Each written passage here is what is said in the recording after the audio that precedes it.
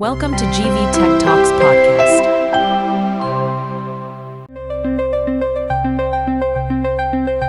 నమస్కారం. ఈరోజు మనం జీవుల మనుగడకు సంబంధించిన ఒక చాలా ప్రాథమికమైన ప్రశ్నను లోతుగా పరిశీలిద్దాం. నమస్కారం. అంటే జీవితం తనని తాను ఎలా కొనసాగించుకుంటుంది? అవును, ఇది చాలా పెద్ద ప్రశ్న. దీనికి ప్రకృతి దగ్గర రెండు అద్భుతమైన వ్యూహాలున్నాయి. ఒకటి తనని తాను అచ్చుగుద్దినట్టు కాపీ చేసుకోవడం, జిరాక్స్ కాపీలాగా. సరిగ్గా. రెండోది ప్రతిసారి కొత్త కలయికలతో ప్రయోగం చేయడం. అంటే పేక ముక్కలు కలిపినట్టన్నమాట. అంతే. ఈ రెండింటి వెనుక ఉన్న శాస్త్రాన్ని, వాటిలోని అద్భుతాలను మనకు అందిన పాఠ్యపుస్తకంలోని 6వ అధ్యాయం ఆధారంగా విడమరిచి చూద్దాం. తప్పకుండా. అంటే కొన్ని జీవులు తమ మనుగడ కోసం తమలాంటి నకళ్లను సృష్టిస్తాయి, మరికొన్ని తమ సంతానంలో వైవిధ్యం కోసం ఇద్దరు జనకుల జన్యువులను కలుపుతాయి. అవును. ఈరోజు మనం ఈ రెండు మార్గాల గురించి, అంటే అలైంగిక మరియు లైంగిక ప్రత్యుత్పత్తి గురించి, ఆ తర్వాత దీనికి ముడిపడి ఉన్న మన సామాజిక బాధ్యతల గురించి కూడా చర్చిద్దాం. సరే, అయితే ఆ మొదటి వ్యూహంతోనే మొదలు పెడదాం.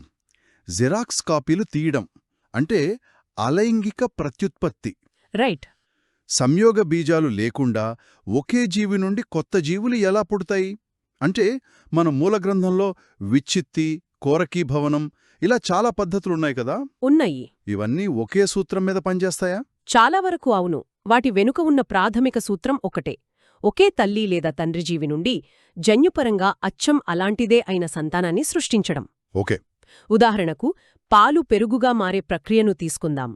Lactobacillus bacteria. కరెక్ట్. ఆ బ్యాక్టీరియా ద్విధా విచ్చిత్తి ద్వారా తనను తాను రెండుగా విభజించుకుంటుంది. 1, 2, 2, 4 అలా కొన్ని గంటల్లోనే లక్షల కొద్ది కాపీలు తయారవుతాయి. వావ్! ఇక ఈస్టు కణంలో అయితే దాని శరీరంపై ఒక చిన్న మొగ్గ, అంటే ఒక బడ్ లాంటిది పెరిగి అది పెద్దయాక విడిపోయి కొత్త జీవిగా మారుతుంది. ఇది కోరకీభవనం. పించడం లేదా? మంచి ప్రశ్న. దాన్నే ముక్కలవడం లేదా ఫ్రాగ్మెంటేషన్ అంటారు. ప్లానేరియా అనే బద్దెపురుగులో ఇది మరీ అద్భుతంగా ఉంటుంది. ఓ! దాని ఎన్ని ముక్కలు చేసినా సరే ప్రతి ముక్క తల, తోక అన్ని భాగాలను తిరిగి ఏర్పరచుకుని పూర్తి జీవిగా మారుతుంది. అద్భుతం. దీన్ని పునరుత్పత్తి లేదా రీజెనరేషన్ అంటాం. ఇది అమరత్వం కాకపోయినా ప్రకృతి యొక్క ఒక అద్భుతమైన సర్వైవల్ మెకానిజం. ఒక్క నిమిషం, ఇది కొంచెం గందరగోళంగా ఉంది. పునరుత్పత్తికి ముక్కలవడానికి పెద్దగా తేడా లేదంటున్నారు.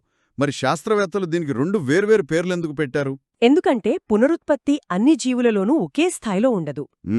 ఉదాహరణకు బల్లి దాని తోకను పునరుత్పత్తి చేసుకోగలదు. అవును.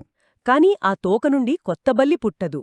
సరిగ్గా అదే మానవులలో మన చర్మం, కాలేయం కొంతవరకు పునరుత్పత్తి చేసుకోగలవు. కాని ప్లానేరియాలో ఆ శక్తి చాలా ఉన్నత స్థాయిలో ఉంది. అందుకే అది ప్రత్యుత్పత్తికి దారితీసినప్పుడు దాన్ని ముక్కలవడంతో పోలుస్తాం. తేడా వాటి సామర్థ్యంలోని తీవ్రతలోనే ఉంది అన్నమాట. అర్థమైంది. ఇక ఫలదీకరణ లేకుండానే జీవులు పుట్టడం గురించి మాట్లాడదాం. తప్పకుండా. తేనెటీగల్లో ఫలదీకరణ చెందిన అండం మగజీవిగా మారుతుందని మన మూలగ్రంథం చెప్తోంది. ఇది ప్రకృతి చేసిన ఒక తెలివైన ట్రిక్లాగా అనిపిస్తోంది. ఖచ్చితంగా. దానిని అనిషేక జననం లేదా పార్థినోజెనసిస్ అంటారు. ఇది చాలా తెలివైన ఎవల్యూషనరీ ట్రిక్. ఎలా?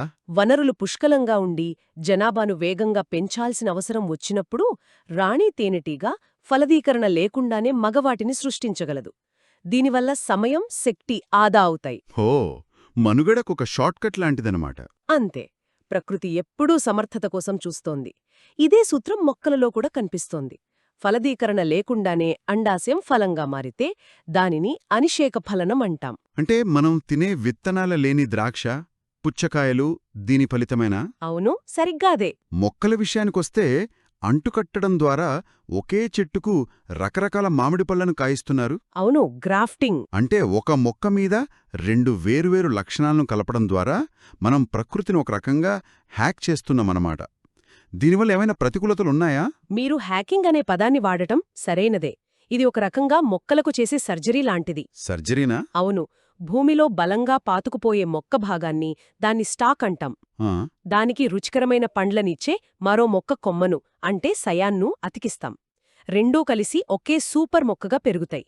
దీనివల్ల ప్రతికూలతల కన్నా ప్రయోజనాలే చాలా ఎక్కువ. చాలా ఆసక్తికరంగా ఉంది. ఈ కాపీయింగ్ పద్ధతుల్లో చివరిది సిద్ధబీజాలు. స్పోర్స్. మనలో చాలామంది బ్రెడ్ ప్యాకెట్ మీద నల్లగా బూజు పట్టడం చూసి ఉంటాం.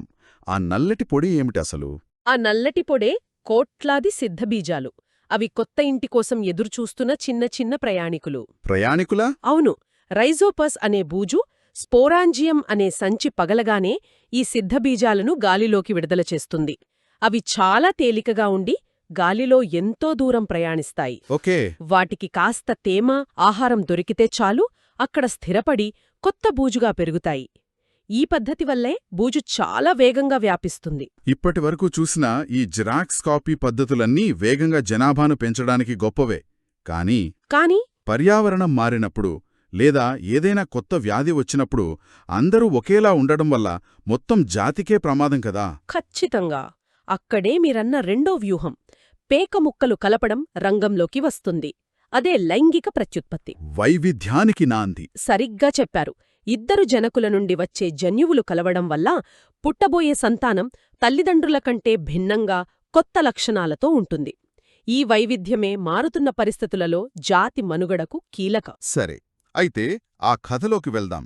మానవులలో ఈ ప్రక్రియ ఎలా జరుగుతుంది? ఇది కేవలం అవయవాల కలయిక మాత్రమేనా, లేక దీని వెనుక ఇంకా లోతైన జీవ ప్రక్రియ ఉందా? ఇది ఒక అద్భుతమైన జీవ ప్రక్రియ. పురుషులలో శుక్రకణం యొక్క ప్రయాణం ఒక మ్యారథాన్ లాంటిది. మ్యారథానా? అవును. అది ముష్కాలలో పుడుతుంది. శరీర ఉష్ణోగ్రత కన్నా కొంచెం తక్కువ ఉష్ణోగ్రతలో మాత్రమే ఇవి సరిగ్గా ఉత్పత్తి అవుతాయి. అందుకే ముష్కాలు శరీరం బయట ఉంటాయి. ఓకే. దానికి ఒక తల, ఒక తోక ఉంటాయి. తలలో జన్యు సమాచారం, మరి తోక కదలడానికి అవసరమైన శక్తిని అందించే మైటోకాండ్రియా అనే పవర్ హౌసులు ఉంటాయి. దాని లక్ష్యం ఒక్కటే, అండాన్ని చేరుకోవటం. మరి స్త్రీ ప్రత్యుత్పత్తి వ్యవస్థ పాత్ర ఏమిటి? స్త్రీ వ్యవస్థ ఈ మ్యారథాన్కు వేదికను సిద్ధం చేస్తుంది. స్త్రీ బీజకోశాలు అండాలను ఉత్పత్తి చేస్తాయి. అండం శుక్రకణం కంటే చాలా చాలా పెద్దదిగా ఉంటుంది. ఎందుకు? ఎందుకంటే శుక్రకణం కేవలం జన్యు పదార్థాన్ని మోసుకొస్తే, అండం మాత్రం ఫలదీకరణ తర్వాత పిండం పెరగడానికి కావాల్సిన పోషకాలను ఒక లంచ్ బాక్స్ లాగా తనతో పాటే తెచ్చుకుంటుంది. ఆసక్తిపరంగా ఉంది. ప్రతీ నెలా గర్భాశయం ఒక మెత్తటి పరుపులాంటి పొరను సిద్ధం చేసుకుంటోంది. ఒకవేళ ఫలదీకరణ జరిగితే పిండానికి ఆశ్రయమివ్వడానికి.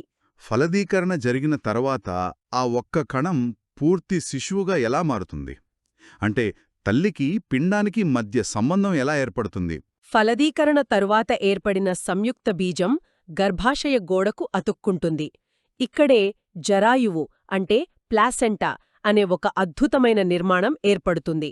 ప్లాసెంటా? అవును. ఇది తల్లికి బిడ్డకు మధ్య ఒక వారధిలాంటిది, ఒక లైఫ్ సపోర్ట్ సిస్టమ్. బొడ్డుతాడు ద్వారా ఈ జరాయువు తల్లి రక్తం నుండి ఆక్సిజన్ను, పోషకాలను పిండానికి అందిస్తుంది. మరి వ్యర్థాలు? అలాగే పిండంలోని వ్యర్థాలను తిరిగి తల్లి రక్తంలోకి పంపిస్తుంది.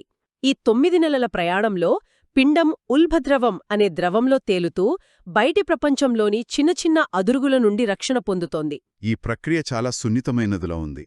మరి గర్భధారణ సమయంలో తల్లి తీసుకునే ఆహారం, అలవాట్లు పిండంపై ఎలాంటి ప్రభావం చూపుతాయి? తీవ్రమైన ప్రభావం చూపుతాయి. సిగరెట్ పొగ, ఆల్కహాల్, డ్రగ్స్ వంటివి జరాయువు అనే వారధిని దాటి పిండానికి సులభంగా చేరిపోతాయి. అయ్యో! ఇవి పిండం యొక్క మెదడు, గుండె, ఇతర అవయవాల అభివృద్ధిని దెబ్బతీసి తీవ్రమైన పుట్టుకతో వచ్చే లోపాలకు కారణమవుతాయి.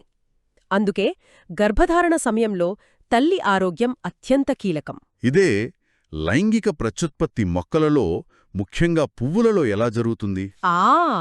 మొక్కలలో ఇది ఇంకా ఆసక్తికరంగా ఉంటుంది. వాటిలో ద్విఫలదీకరణ అనే ఒక ప్రత్యేకత ఉందని మన మూలగ్రంథం చెబుతోంది. అవును. పువ్వులు కేవలం అందానికే కాదు, అవి మొక్కల లైంగిక అవయవాలు. కీటకాలను ఆకర్షించి పరాగరేణువులను ఒక పువ్వు నుండి మరొక పువ్వుకు చేరవేయడంలో ఇవి కీలక పాత్ర పోషిస్తాయి. మరి ద్విఫలదీకరణ? ద్విఫలదీకరణ లేదా డబుల్ ఫర్టిలైజేషన్ అనేది పుష్పించే మొక్కలకే ప్రత్యేకం. దీన్ని సింపుల్గా చెప్పాలంటే మొక్కలు చాలా సమర్థవంతమైనవి. అవి ఒక ఫలదీకరణ బిడ్డను సృష్టించడానికి, మరో ఫలదీకరణ ఆ బిడ్డకు లంచ్ బాక్స్ ప్యాక్ చేయడానికి ఉపయోగిస్తాయి. లంచ్ బాక్స్ ప్యాక్ చేయడమా? అవును.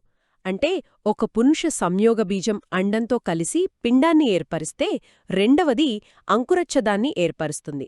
ఇది ఆ పిండానికి ఆహారంగా ఉపయోగపడుతుందన్నమాట. ఓకే, ఈ రెండూ వ్యూహాలకు అంటే కాపీలు తీయడానికి, పేకముక్కలు కలపడానికి మూలకారణం కణస్థాయిలో జరిగే విభజన కదా. కరెక్ట్.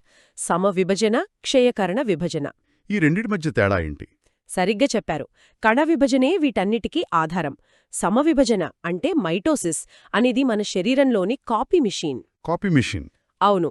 గాయమైనప్పుడు కొత్త చర్మకణాలు రావడం, మనం పెరగడం, అలైంగిక ప్రత్యుత్పత్తి జరగడం, వీటన్నిటికీ కారణం సమవిభజన. ఇందులో తల్లి కణంలో ఎన్ని క్రోమోజోములుంటాయో పిల్ల కణాలలో కూడా అన్నే ఉంటాయి. ఓకే, మరి క్షయకరణ విభజన? క్షయకరణ విభజన అంటే మియోసిస్ అనేది షఫ్లింగ్ మెషిన్. ఇది కేవలం లైంగిక కణాలైన శుక్ర, అండకణాలు ఏర్పడేటప్పుడు మాత్రమే జరుగుతుంది. ఇది క్రోమోజోముల సంఖ్యను సగానికి తగ్గిస్తుంది. ఎందుకు? దీనివల్ల ఇద్దరు జనకుల నుండి వచ్చిన కణాలు కలిసినప్పుడు సంతానంలో సరైన సంఖ్యలో క్రోమోజోములు ఉంటాయి. ఈ షఫ్లింగ్ వల్లే మనలో ప్రతి ఒక్కరూ ప్రత్యేకంగా ఉంటారు. ప్రత్యుత్పత్తి వెనుక ఉన్న జీవశాస్త్రాన్ని ఇంత వివరంగా తెలుసుకున్నాక దీనికి సంబంధించిన సామాజిక అంశాలను, ఆరోగ్యాన్ని విస్మరించలేం. నిజంగా అది చాలా ముఖ్యమైన విషయం. ఈ జ్ఞానం మనల్ని మరింత బాధ్యతాయుతంగా ఎలా మారుస్తుంది? ఇది చాలా ముఖ్యమైన ప్రశ్న. పునరుత్పత్తి ఆరోగ్యం గురించి తెలుసుకోవడం ప్రతి ఒక్కరి బాధ్యత. ముఖ్యంగా లైంగికంగా సంక్రమించే వ్యాధులు అంటే ఎస్టీడీల గురించి. అవును. గనేరియా, సిఫిలిస్ మరియు హెచ్ఐవి ఎయిడ్స్ వంటి వ్యాధులు సరైన అవగాహన లేకపోవడం వల్లే వ్యాపిస్తాయి. మన మూలగ్రంథం ప్రకారం తెలంగాణ వంటి రాష్ట్రాల్లో వలసలు, నిరక్షరాస్యత వంటి సామాజిక కారణాలు హెచ్ఐవి వ్యాప్తికి దోహదం చేస్తున్నాయి. ప్రభుత్వం చర్యలు తీసుకుంటోంది. ఏఆర్కే కేంద్రాలు, ఆశా కార్యకర్తల ద్వారా అవగాహన కల్పిస్తున్నా వ్యక్తిగత స్థాయిలో జాగ్రత్త చాలా అవసరం. కుటుంబ నియంత్రణ, బాల్య వివాహాలు వంటి అంశాలపై కూడా మన సమాజంలో ఇంకా ఎన్నో అపోహలున్నాయి. చట్టాలు ఉన్నప్పటికీ ఈ సమస్యలు ఎందుకు కొనసాగుతున్నాయి? ఇది జీవశాస్త్ర పరిజ్ఞానానికి, సామాజిక ఆచరణకు మధ్య ఉన్న అగాధాన్ని చూపిస్తుంది. ఉదాహరణకు టీనేజ్ మాతృత్వం. అవును. 18ఏళ్లలోపు అమ్మాయి శరీరం గర్భధారణకు శారీరకంగా, మానసికంగా సిద్ధంగా ఉండదు. దీనివల్ల తల్లి, బిడ్డల మరణాల రేటు ఎక్కువగా ఉంటుంది. అందుకే ప్రభుత్వం అమ్మాయిలకు 18, అబ్బాయిలకు 21 ఏళ్లను కనీస వివాహ వయసుగా నిర్ధారించింది. అయినా సరే బాల్య వివాహాలు జరుగుతూనే ఉన్నాయి. దానికి కారణం కేవలం చట్టం తెలియకపోవడం కాదు, లోతుగా పాతుకుపోయిన సామాజిక కట్టుబాట్లు, ఆర్థిక పరిస్థితులు. ఇక స్త్రీ భ్రూణ హత్యల గురించి మాట్లాడాలంటే అది కేవలం ఒక సామాజిక సమస్య కాదు, మానవజాతి మనుగడకే ప్రమాదం. నిస్సందేహంగా లింగ నిష్పత్తిలో అసమతుల్యత సమాజంలో తీవ్రమైన పరిణామాలకు దారితీస్తుంది. టెక్నాలజీని దుర్వినియోగం చేసి అది ఒక క్రూరమైన నేరం. ప్రత్యుత్పత్తి అనేది వైవిధ్యం కోసం, జాతి కొనసాగింపు కోసం ప్రకృతి ఏర్పాటు చేసిన ఒక అద్భుతమైన ప్రక్రియ. దాన్ని మనం లింగ వివక్షతో నాశనం చేసుకోకూడదు. మొత్తానికి ఈరోజు చర్చ మనల్ని జీవశాస్త్రం నుండి సామాజిక శాస్త్రం వరకు ఒక ప్రయాణం చేయించింది.